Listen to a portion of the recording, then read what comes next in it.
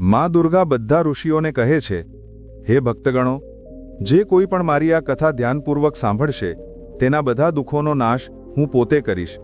જે કોઈ આ કથાનો પ્રચાર કરશે તેના કરોડો પાપનો નાશ થશે અને તેને સુખ સમૃદ્ધિની પ્રાપ્તિ થશે. નમસ્કાર પ્રિય ભક્તો, તમારું સ્વાગત છે. મિત્રો, વૈદિક પંચાંગ અનુસાર શારદીય નવરાત્રિની શરૂઆત 22 સપ્ટેમ્બરથી થઈ રહી છે. આ પર્વ જગતજનની આદિશક્તિ માં દુર્ગાને સમર્પિત છે. આ દરમિયાન માં દુર્ગાના 9 રૂપોની પૂજા કરવામાં આવે છે. સાથે જ માં દુર્ગાના નિમિત્તે વ્રત પણ રાખવામાં આવે છે. જો કોઈ મહાપાપી પણ આ નવરાત્રિનું વ્રત કરે છે તો તે ચોક્કસ જ બધા પાપોમાંથી મુક્તિ મેળવી લે છે. આમાં કોઈ શંકા નથી. મિત્રો, દેવી ભાગવત પુરાણમાં નવરાત્રિ સાથે જોડાયેલી મહાન વ્રત કથાનું વર્ણન મળે છે. જે કોઈ પણ આ કથાને માત્ર એકવાર ધ્યાનપૂર્વક સાંભળે છે તેના કરોડો પાપ નષ્ટ થાય છે. માતા રાણીની કૃપાથી તેને ધન ધાન્ય, પુત્ર અને સુખ સમૃદ્ધિની પ્રાપ્તિ થાય છે. આથી દરેક મનુષ્યએ નવરાત્રિના વ્રતની આ કથા ધ્યાનપૂર્વક સાંભળવી જોઈએ. જે આ કથા સાંભળે છે અને સંભળાવે છે તથા આ કથાનો પ્રચાર કરે છે તેની ક્યારેય અધોગતિ થતી નથી. ભક્તો, વિડીયોમાં આગળ વધતા પહેલા તમને નમ્ર વિનંતી છે કે આજની વિડીયોને અંત સુધી અવશ્ય જુઓ અને વિડીયોને લાઇક, શેર કરી કોમેન્ટ તમારી કુળદેવીનું નામ તથા જય માં દુર્ગા જરૂર લખો, જેથી માતાજીના આશીર્વાદ હંમેશા તમારા પરિવાર પર બન્યા રહે. ચાલો તમને સંભળાવીએ નવરાત્રિના વ્રતની મહાન કથા. એક સમયની વાત છે. ભગવાન શિવ કૈલાસ પર્વત પર ધ્યાનમગ્ન થઈને બેઠા હતા. ત્યારે દેવર્ષિ નારદ પોતાના હાથમાં વીણા લઈને કૈલાસ પર્વત પર ઉપસ્થિત થાય છે. દેવર્ષિને જોઈને મહાદેવ ખૂબ જ પ્રસન્ન થાય છે અને તેમને કહે છે, પધારો દેવર્ષિ, આજે કયા હેતુથી કૈલાસ પર તમારું આગમન થયું છે? દેવર્ષિ કહે છે, હે દેવાધિદેવ, હે પ્રભુ, હું તમારી પાસે નવરાત્રિના વ્રતનું મહાત્મ્ય સાંભળવાના ઉદ્દેશ્યથી આવ્યો છું. આ વ્રત શા માટે રાખવામાં આવે છે? આ વ્રત કરવાથી કયું ફળ પ્રાપ્ત થાય છે? આ વ્રતની વિધિ શું છે અને આ વ્રતના નિયમો શું છે? કૃપા કરીને તમે મને આ બધી બાબતોનું જ્ઞાન પ્રદાન કરો. મહાદેવ કહે છે, હે દેવર્ષિ, આજે તમે ઉત્તમ પ્રશ્ન કર્યો છે. તમારા માધ્યમથી સમગ્ર સંસારને આ વ્રતનું મહાત્મ્ય જાણવા મળશે. આથી તમે ધ્યાનથી સાંભળો. આજે હું તમને આ વ્રતનું મહાત્મ્ય સંભળાવું છું અને આ વ્રત કરવાની વિધિ અને નિયમો પણ જણાવું છું. પરંતુ તે પહેલાં હું તમને નવરાત્રિના વ્રતની એક મહાન કથા સંભળાવું છું. જે કોઈ પણ મનુષ્ય આ કથાનું શ્રવણ કરે છે તેના બધા પાપનો નાશ થાય છે. તેની દરિદ્રતાનો પણ નાશ થાય છે. આથી તમે આ કથાને ધ્યાનપૂર્વક પૂરી સાંભળો અને તેનો પ્રચાર કરો. દેવર્ષિ કહે છે, હે પ્રભુ, કૃપા કરીને તમે મને તે કથા કહો. હું તેને ધ્યાનપૂર્વક પૂરી સાંભળીશ અને તેનો પ્રચાર કરીશ. ત્યારે ભગવાન શિવ દેવર્ષિ નારદને કથા સંભળાવવા લાગે છે. હે દેવર્ષિ, પૂર્વકાળની વાત છે. કૌશલ દેશમાં એક અત્યંત દીન, દરિદ્રી, ધનહીન અને વિશાળ કુટુંબવાળો ધર્મપાલ નામનો એક વૈશ્ય રહેતો હતો. તેને અનેક સંતાનો હતી, જે કોઈ કામ કરતી ન હતી અને ધનના અભાવે હંમેશા દુઃખી રહેતી હતી. તેમની પાસે કરવા માટે કોઈ ઉદ્યોગ પણ ન હતો. રાત્રિમાં જે કાંઈ પણ ખાવાનું મળી જતું તે પોતાની સંતાનોને ખવડાવી દેતો અને જે કાંઈ બચી જતું તેનાથી પોતાનું પેટ ભરતો હતો. આખો પરિવાર દિવસભર ભૂખ્યો રહેતો હતો અને માત્ર રાત્રિએ જ થોડુંક અન્ન ખાઈ લેતો હતો. આ રીતે ધર્મપાલ પોતે ભૂખ્યો રહીને બીજાનું કામ કરીને પોતાના પરિવારનું પાલન પોષણ કરી રહ્યો હતો. તે સ્વભાવે અત્યંત નિર્મળ અને સજ્જન હતો. તે ધર્મપરાયણ, શાંત, સદાચારી, સત્યવાદી, ક્રોધ ન કરનાર, ધૈર્યવાન અને અભિમાન રહિત હતો. તે દરરોજ દેવતાઓ અને પિતૃઓની પૂજા કરતો હતો. પોતાના દ્વાર પર આવેલા અતિથિઓની પૂજા કરતો હતો અને બધાને ભોજન કરાવ્યા બાદ જે કાંઈ બચી જતું તેનાથી પોતાનું ગુજરાન ચલાવતો હતો. થોડો સમય વીત્યા બાદ એક વિદ્વાન બ્રાહ્મણ તે ધર્મપાલના ઘરે આવ્યો. ધર્મપાલે બ્રાહ્મણને દાન આપીને તેમનું સ્વાગત સત્કાર્ય કર્યું અને તેમને હાથ જોડીને પ્રણામ કરીને અત્યંત વ્યાકુળ થઈને તે બ્રાહ્મણને આ પ્રમાણે કહેવા લાગ્યો, હે બ્રાહ્મણ દેવતા, જો તમે અમારા અતિથિ ધર્મથી પ્રસન્ન છો તો શું અમે તમને કંઈક પૂછી શકીએ? તે બ્રાહ્મણ કહેવા લાગ્યો, હે મહાત્મા, તમારી ચર્ચા તો ચારે તરફ છે કે તમે એક મહાન દાની છો. તમે અતિથિઓનું સ્વાગત પ્રેમથી કરો છો. આ જ કારણે હું તમારી પાસે આવ્યો છું. કૃપા કરીને તમે સંકોચ કર્યા વિના તમારી જે પણ શંકા હોય પૂછી લો. ત્યારે ધર્મપાલ કહે છે, હે બ્રાહ્મણ દેવતા, કૃપા કરીને તમે મને જણાવો કે મારી દરિદ્રતાનો નાશ ચોક્કસ કેવી રીતે થઈ શકે છે. આ દરિદ્રતાના કારણે હું મારા પરિવારનું પાલન પોષણ કરી શકતો નથી. હે બ્રાહ્મણ દેવતા, મને ધનની અભિલાષા નથી, પરંતુ હું તમારી પાસે કોઈ એવો ઉપાય પૂછી રહ્યો છું જેનાથી હું મારા કુટુંબનું પાલન પોષણ કરવા માટે સમર્થ થઈ જાઉં. મારા પુત્ર પુત્રીઓ ભૂખથી પીડાઈને ભોજન માટે ખૂબ રડે છે અને મારા ઘરમાં એટલું પણ અન્ન રહેતું નથી કે હું તેમને મુઠ્ઠીભર અન્ન આપી શકું. તેમનું દુઃખ મારાથી જોવાતું નથી. આજે મેં મારા રડતા બાળકોને ઘરેથી કાઢી મૂક્યા છે અને તેઓ ક્યાંક ચાલ્યા ગયા છે. આથી મારું હૃદય શોકાગ્નિમાં બળી રહ્યું છે. ધનના અભાવમાં હું શું કરું? મારી પુત્રી પણ લગ્ન કરવા યોગ્ય થઈ ગઈ છે, પરંતુ તેના લગ્ન કરવા માટે મારી પાસે કાંઈ પણ નથી. કન્યાદાનનો સમય પણ વીતી રહ્યો છે. હે વિપ્ર, આ જ કારણે હું ચિંતિત છું. હે દયાનિધાન, તમે તો વિદ્વાન છો. તમે અવશ્ય જ મને કોઈ એવો તપ, મંત્ર, વ્રત અને ઉપાય જણાવો જેનાથી હું મારા પરિવારનું પાલન પોષણ કરવા માટે સમર્થ થઈ જાઉં. હે મહાભાગ, કૃપા કરીને તમે તમારા જ્ઞાનના બળથી વિચાર કરીને મને કોઈ ઉપાય જણાવો. આ પ્રમાણે ધર્મપાલ દ્વારા યાચના કરવા પર તે બ્રાહ્મણે ખૂબ જ પ્રસન્નતાપૂર્વક તે કહ્યું, હે ધર્મપાલ, હું તારા દુઃખનું કારણ સમજી ચૂક્યો છું. તું ચિંતા ન કર, હું તને ચોક્કસ જ ઉપાય જણાવું છું. તું હવે નવરાત્રિના વ્રતનું અનુષ્ઠાન કર. આમાં તું ભગવતીની પૂજા હવન કર, દેવીના મંત્રોનું ઉચ્ચારણ કર. આનાથી તારા બધા કાર્યો સિદ્ધ થઈ જશે. તારી દરિદ્રતા નષ્ટ થઈ જશે. હે ધર્મપાલ, નવરાત્ર નામક આ પવિત્ર તથા સુખદાયક વ્રતથી ચઢિયાતું આ પૃથ્વીલોક પર અન્ય કોઈ વ્રત નથી. આ વ્રત હંમેશા જ્ઞાન અને મોક્ષ આપનારું છે, સુખ તથા સંતાનની વૃદ્ધિ કરનારું છે અને શત્રુઓનો સંપૂર્ણપણે વિનાશ કરનારું છે.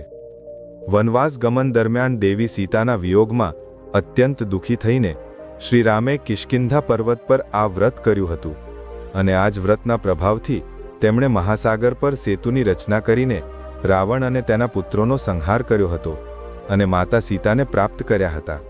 મહાદેવ કહે છે, હે દેવર્ષિ, આ પ્રમાણે બ્રાહ્મણે નવરાત્રિના વ્રતનું મહત્વ ધર્મપાલને સંભળાવ્યું, જેને સાંભળીને તે ધર્મપાલ ખૂબ પ્રસન્ન થયો અને તેણે તે બ્રાહ્મણને પોતાનો ગુરુ માની લીધો અને તેમની પાસેથી દેવીના મંત્રની દીક્ષા લીધી.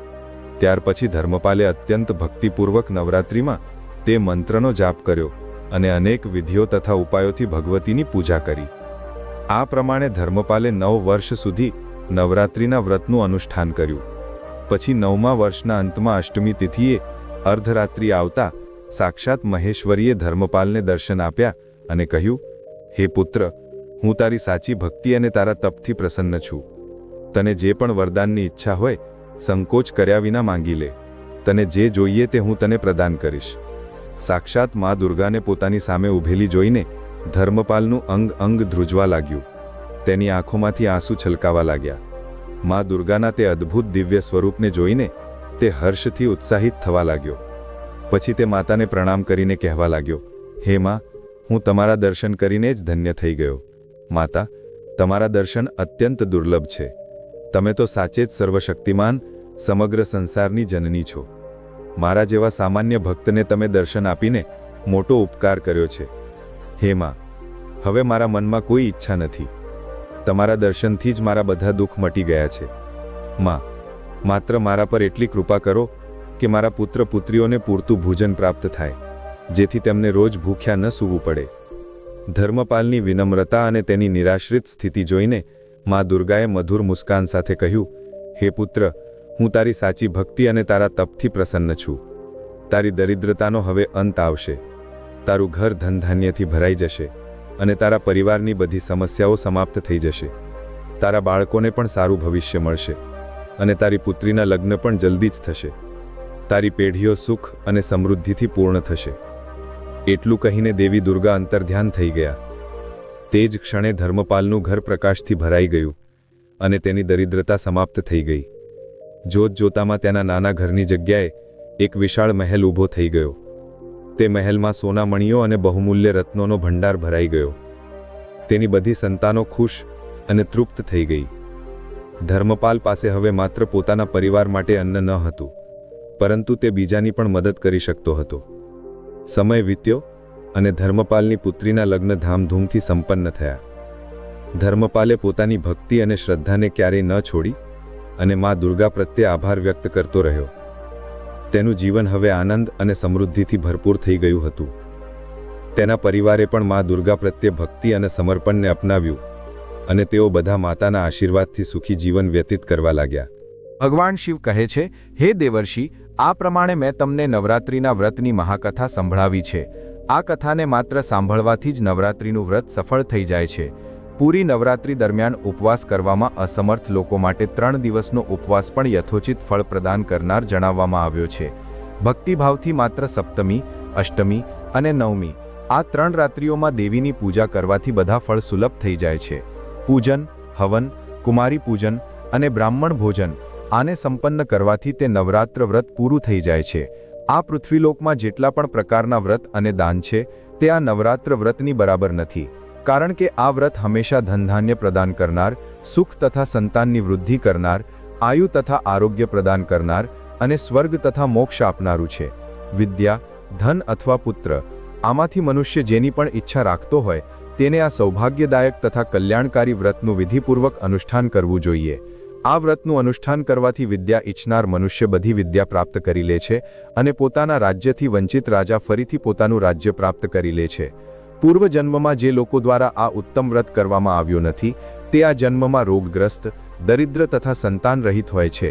જે મનુષ્યએ દુઃખ તથા સંતાપનો નાશ કરનાર, સિદ્ધિઓ આપનાર, જગતમાં સર્વશ્રેષ્ઠ, શાશ્વત તથા કલ્યાણ સ્વરૂપિણી ભગવતીની ઉપાસના નથી કરી તે આ પૃથ્વી પર હંમેશા જ અનેક પ્રકારના કષ્ટોથી ગ્રસ્ત, દરિદ્ર તથા શત્રુઓથી પીડિત રહે છે. હે દેવર્ષિ, હવે હું તમને આ વ્રત સાથે જોડાયેલા નિયમો જણાવું છું, તેને ધ્યાનથી સાંભળો. નવરાત્રિના વ્રતનો આરંભ ત્યારે થાય છે જ્યારે મનુષ્ય દ્રઢ નિશ્ચય અને શુદ્ધ હૃદયથી વ્રત કરવાનો સંકલ્પ લે છે. આ સંકલ્પ જ તે યાત્રાનો આરંભ છે જે વ્યક્તિને દેવી દુર્ગાની કૃપા સુધી પહોંચાડે છે. જ્યારે કોઈ વ્રતી દેવી દુર્ગાની ઉપાસના માટે વ્રતનો સંકલ્પ કરે છે તો તેને પોતાનું મન અને શરીર શુદ્ધ રાખવું જોઈએ. શુદ્ધતા માત્ર બહારની જ નહીં પરંતુ મનની આંતરિક પવિત્રતા પણ આવશ્યક છે. આ જ કારણ છે કે વ્રતનો આરંભ સંકલ્પથી થાય છે, જેમાં વ્યક્તિ પોતાને દેવી દુર્ગાના ચરણોમાં સમર્પિત કરી દે છે. વ્રત દરમિયાન ભોજનનું વિશેષ ધ્યાન રાખવામાં આવે છે. માત્ર તે જ અન્ન ગ્રહણ કરવું જોઈએ જે પવિત્ર હોય અને વિના તામસિક પદાર્થોના બન્યું હોય. જો કોઈ પૂરા 9 દિવસ સુધી ઉપવાસ કરી શકે છે તો આ શ્રેષ્ઠ માનવામાં આવે છે, પરંતુ જો શારીરિક કારણોસર એવું શક્ય ન હોય તો ફળાહાર અથવા એક સમયનું ભોજન ગ્રહણ કરી શકાય છે. ભોજનમાં સાત્વિકતા હોવી જોઈએ, એટલે કે ડુંગળી, લસણ અને માંસાહારથી દૂર રહેવું જોઈએ. સંયમથી જીવન જીવવું જ સાચી ઉપાસના છે. જ્યારે તમે દેવી દુર્ગાની આરાધના કરો તો તેમને માત્ર ફૂલ, ધૂપ અને દીવાથી જ નહીં પરંતુ પોતાના હૃદયની ભક્તિથી અર્પણ કરો. દેવીને લાલ પુષ્પ ખાસ પ્રિય હોય છે, તેથી તેમની પૂજામાં લાલ ફૂલ ચઢાવવું ઉત્તમ છે. પરંતુ આનાથી પણ વધુ મહત્વપૂર્ણ છે પોતાના મનનું પૂર્ણ સમર્પણ. પૂજાના સમયે પોતાના મનને દેવી દુર્ગાના 9 સ્વરૂપોમાંથી દરેક રૂપ પ્રત્યે સમર્પિત કરો. દરરોજ એક રૂપની પૂજા કરો અને તેમની શક્તિનું ધ્યાન કરો. પૂજાની સાથે સાથે તેમની મહિમાનું ગાન કરવું, તેમની વાર્તાઓને સાંભળવી અને સંભળાવવી પણ અત્યંત શુભ માનવામાં આવે છે. વ્રતના આ દિવસોમાં ક્રોધ, લોભ, મોહ અને દ્વેષથી દૂર રહેવું જોઈએ. આ સમય છે આત્મનિયંત્રણ અને સાધનાનો. પોતાના મનમાં સત્ય, અહિંસા અને સંયમના નિયમોનું પાલન કરો. આ દરમિયાન પોતાના શબ્દો અને કર્મોથી કોઈનું દિલ ન દુભાવો. આ વ્રત માત્ર શરીરને કષ્ટ આપવાનું નહીં પરંતુ આત્માને શુદ્ધ કરવાનો સમય છે. જેટલું વધુ તમે પોતાના મન અને હૃદયને પવિત્ર રાખશો તેટલી જ દેવી દુર્ગાની કૃપા તમારા પર વરસશે. હે નારદ, ધ્યાન પણ આ વ્રતનો એક અભિન્ન અંગ છે. દેવીના મંત્રોનો જાપ કરો અને તેમના સ્વરૂપનું ધ્યાન કરો. જ્યારે તમે ઓમ દુર્ગાએ નમઃ મંત્રનો જાપ કરશો તો તે શક્તિ અને સાહસને ઉત્પન્ન કરશે. ધ્યાનમાં બેસીને દેવીના દિવ્ય રૂપનું ચિંતન કરો, તેમની મહિમાનું સ્મરણ કરો, જેનાથી તમારા અંદરની નકારાત્મકતા દૂર થઈ જશે અને શાંતિનો અનુભવ થશે. જ્યારે નવરાત્રિના અંતિમ દિવસો આવે છે તો દેવીની કૃપા મેળવવા માટે કન્યાઓનું પૂજન કરવું અત્યંત મહત્વપૂર્ણ છે. કન્યાઓ દેવીનું જ રૂપ માનવામાં આવે છે, તેથી 9 કન્યાઓને આમંત્રિત કરીને તેમની સેવા કરો, તેમને ભોજન કરાવો, તેમના પગ ધોઈને આશીર્વાદ લો. આ પૂજન તમારી સાધનાને પૂર્ણતા તરફ લઈ જશે. અને હા, આ વ્રત દરમિયાન તામસિક આહારથી દૂર રહેવું આવશ્યક છે. માંસ, દારૂ અને તામસિક વસ્ત્રોથી દૂરી બનાવી રાખવી જોઈએ. વ્રતીએ એકદમ સાત્વિક જીવન જીવવું જોઈએ, જેનાથી તેની સાધનામાં કોઈ વિઘ્ન ન આવે. આ 9 દિવસ માત્ર તપસ્યાના દિવસો નથી, આ આત્મિક જાગરણના દિવસો છે. ભગવાન શિવે નારદને નવરાત્રિના વ્રતનું મહત્વ સમજાવતા કહ્યું, આ વ્રત માત્ર સાંસારિક ઈચ્છાઓની પૂર્તિ માટે નહીં, પરંતુ આત્માની ઉન્નતિ માટે છે. જે શ્રદ્ધા અને ભક્તિથી આ વ્રતનું પાલન કરે છે તે દેવી દુર્ગાની કૃપાથી બધા કષ્ટોમાંથી મુક્ત થઈ જાય છે અને તેની બધી ઈચ્છાઓ પૂર્ણ થાય છે. આથી હે નારદ, જે પણ આ વ્રતનો સંકલ્પ લે તેને તન, મન અને આત્માની પૂર્ણ પવિત્રતા સાથે આ સાધના કરવી જોઈએ. આ પ્રમાણે ભગવાન શિવે નારદજીને નવરાત્રિનું મહાત્મય અને કથા સંભળાવી છે. મિત્રો, હવે જાણીએ નવરાત્રિમાં મળતા સંકેતો વિશે. જો તમને પણ આવા સંકેતો મળે છે તો મા દુર્ગા તમારા પર પ્રસન્ન છે. મિત્રો, નવરાત્રિમાં માતાની પૂજા કરતી વખતે જો તમને એવું પ્રતીત થાય કે માતાની મૂર્તિ તમને જોઈને હસી રહી છે અથવા મા દુર્ગાના હોઠ હલી રહ્યા છે, તમને અચાનક જ એવું મહેસૂસ થાય કે મા દુર્ગા તમારી તરફ જ જોઈ રહ્યા છે, તો આ ખૂબ જ શુભ સંકેત છે. જો તમે માતાના ચરણો પર પોતાનું માથું ટેકવો છો અને અચાનક જ કોઈ ફૂલ તમારા ઉપર પડી જાય છે, તો આ સંકેત છે કે માતા તમારી ભક્તિથી અત્યંત પ્રસન્ન છે. તમારી કોઈ મનોકામના ચોક્કસ જ પૂર્ણ થઈ જશે. બીજો સંકેત, મિત્રો, જો નવરાત્રિમાં તમારા દ્વાર પર કોઈ કન્યા લાલ વસ્ત્ર ધારણ કરીને પધારે છે, તે કન્યાને જોઈને તમારું મન અત્યંત પ્રસન્ન થઈ જાય છે, તો આ ખૂબ જ શુભ સંકેત છે. તમારે તે કન્યાને કોઈ ભેટ વસ્તુ અવશ્ય આપવી જોઈએ. સાક્ષાત માં દુર્ગા જ તે કન્યાના રૂપમાં તમને સંકેત આપી રહ્યા છે. અને જો નવરાત્રિમાં તમારા સ્વપ્નમાં કોઈ કન્યા દેખાય છે જે તમને જોઈને વારંવાર હસી રહી છે, તો તમારે સમજી લેવું જોઈએ કે માતા તમારી ભક્તિથી ખૂબ પ્રસન્ન છે અને હવે તમારા જીવનમાંથી ખરાબ સમય સમાપ્ત થવાનો છે. ત્રીજો સંકેત, જો તમને સ્વપ્નમાં માતાના પગલાંના ચિહ્નો દેખાય છે અને તમે તે પગલાંના ચિહ્નોનો પીછો કરી રહ્યા છો, પરંતુ તમને માં દુર્ગા ક્યાંય પણ દેખાતા નથી, તમે સ્વપ્નમાં માતાને શોધવા માટે આમ તેમ દોડી રહ્યા છો, તો આ પણ એક શુભ સંકેત છે. જો તમને પણ આવું સ્વપ્ન આવે છે તો તમારા દુઃખોનો અંત આવશે. ઘરમાં જો કોઈ બીમાર છે તો તે પણ સંપૂર્ણપણે સ્વસ્થ થઈ જશે. ચોથો સંકેત, મિત્રો, જો તમે માં દુર્ગાની આરતી અથવા આરાધના કરી રહ્યા છો અને તમે માતાની ભક્તિમાં સંપૂર્ણપણે ડૂબી ગયા છો અને અચાનક જ તમારી આંખોમાંથી આંસુ આવવા લાગે, તમારા મનમાં એક વિચિત્ર ભાવ પ્રગટ થઈ જાય જેને તમે સમજી શકતા નથી, તો આ માતાનો જ સંકેત છે. તમારા હૃદયમાં માતાએ પ્રવેશ કરી લીધો છે અને હવે તમારી કોઈ ઈચ્છા ચોક્કસ જ પૂર્ણ થશે. પાંચમો સંકેત, જો નવરાત્રિમાં તમારી પાસે માં દુર્ગાની પ્રિય વસ્તુઓ વારંવાર આવવા લાગે છે, જેમ કે માતાના શૃંગારનો સામાન, માતાના લાલ ફૂલ, માતાની લાલ ચુંદડી વગેરે વસ્તુઓ તમારા હાથમાં વારંવાર આવવા લાગે, તો તેને શુભ સંકેત જ સમજવો જોઈએ. તો મિત્રો, આ પ્રમાણે ભગવાન શિવજીએ નારદજીને નવરાત્રિના વ્રતનું મહાત્મ્ય સંભળાવ્યું છે. તમને આ કથા કેવી લાગી? કોમેન્ટ કરીને અવશ્ય જણાવો. જો માહિતી સારી લાગી હોય તો વિડીયોને લાઇક જરૂર કરો. કોમેન્ટમાં જય માં દુર્ગા અવશ્ય લખો. સાથે જ ચેનલને સબસ્ક્રાઇબ કરો. વિડીયો અંત સુધી જોવા માટે તમારો ખૂબ ખૂબ આભાર. જય શ્રી કૃષ્ણ. ધન્યવાદ.